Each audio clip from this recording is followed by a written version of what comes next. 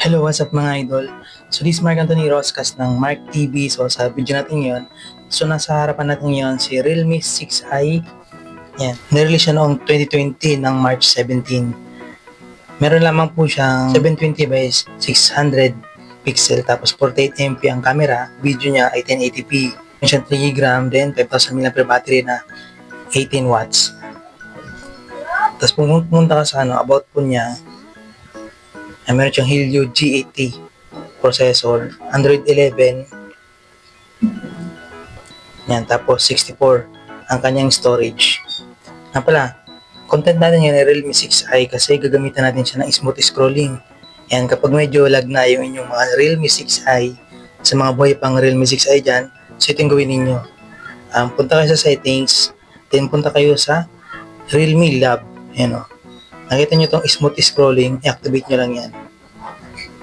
Yeah, so inactivate ko lang siya.